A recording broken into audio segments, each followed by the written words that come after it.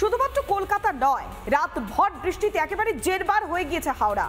দিন পেরিয়ে রাত হলেও এখনো পর্যন্ত জলের তলায় হাওড়ার বিস্তীর্ণ এলাকা। কেন ঘন্টার পর ঘন্টা পেরোলেও জল যন্ত্রণা কমছে না এখনো পর্যন্ত?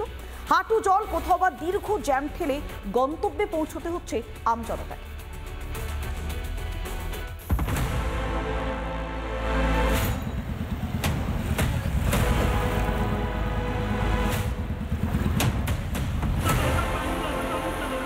মাঝে গঙ্গা বিভক্ত করেছে কলকাতা ও হাওড়াকে।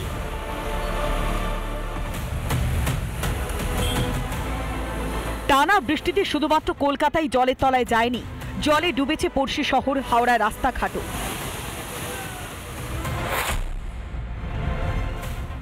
দাসনগর সহ হাওড়ার বেলগাছিয়া, হাওড়ার পঞ্চাননতলা সহ একাধিক জায়গায় জলমগ্ন। বিভিন্ন দূরপাল্লার ট্রেন চলাচল করছে না এবং বাস যাতায়াত করতে পারছে না, যেরকম স্থানীয় মানুষদের পথ চলতে একটা অসুবিধার কারণ হয়ে দাঁড়িয়েছে।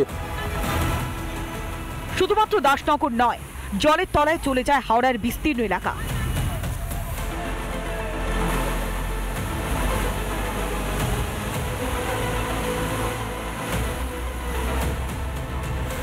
রাস্তাঘাট খানাখন্দ হয়ে আছে, সেখানে পুরো জল জমে যাতা অবস্থা, টোটো চলছে না, বাস কোনো রকমে চলছে।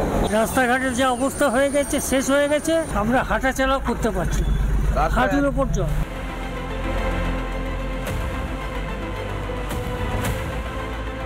একদিকে রাস্তায় জমেছে জল, অন্যদিকে ফুঁসছে গঙ্গাও। পুলিশ রীতিমতন তারা নজরদারি করছে গঙ্গাতে এবং তার পাশাপাশি হাওড়ার জেটি ঘাটগুলোতেও নজরদারি করছে, কারণ জল এখন উত্তাল হয়ে রয়েছে। দিন পেরিয়ে রাত হলেও হাওড়া শহরে নিয়ন্ত্রণ নিয়েছে জমা জল। আধার নামলেও রাস্তা থেকে নামেনি জল। হাওড়ায় এখনো পর্যন্ত জলমগ্ন রয়েছে। হাওড়া শহরের বিভিন্ন প্রান্তে বেলগাছিয়া, রামরাজাতলা এবং তার পাশাপাশি রয়েছে পঞ্চাননতলা এবং তার পাশাপাশি বালি এবং তার পাশাপাশি রয়েছে নবান্ন চত্বর, সেখানেও কিন্তু এখনো জল জমে রয়েছে। আর জমা জলে মন্থর গতিতে চলছে গাড়ি, ফলে তীব্র যানজট পেরিয়ে গন্তব্যস্থলে যেতে হচ্ছে মানুষকে। দেখা যাচ্ছে সেই জাম, সেই যানজটের সৃষ্টি, নিত্যযাত্রী সহ সকলেরই একটা হয়রানির শিকার হতে হচ্ছে, কারণ যে এই জমা জলে রাস্তায় খানাখন্দে ভরা এবং এই খানাখন্দে ভরার ফলেতে মানুষ নিত্যদিন এই রাস্তায় দুর্ঘটনা ঘটছে। দিন পেরিয়ে রাত, এখনো পর্যন্ত জমা জলে ডুবে রয়েছে রাস্তা। তারপরেও সাফাই গাইছেন হাওড়া পুরসভার মুখ্য প্রশাসক।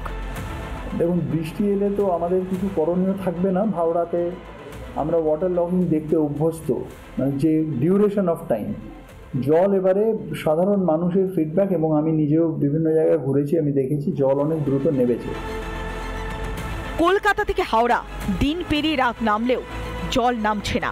হাঁটু সমান জলে চরম ভোগান্তিতে আম জনতা। আর পুরসভা, তারা যেন প্রকৃতির সামনে অপারগ জিগির তুলে পিঠ বাঁচানোর মরিয়া চেষ্টায় নেমেছে।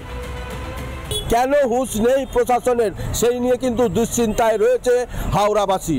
হাওড়া থেকে প্রসেনজিৎ অধিকারী রিপোর্ট, রিপাবলিক বাংলা।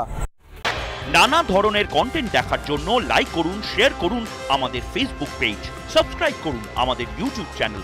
পাশাপাশি অন্যান্য ব্রেকিং নিউজের জন্য অবশ্যই চোখ রাখুন রিপাবলিক বাংলায়।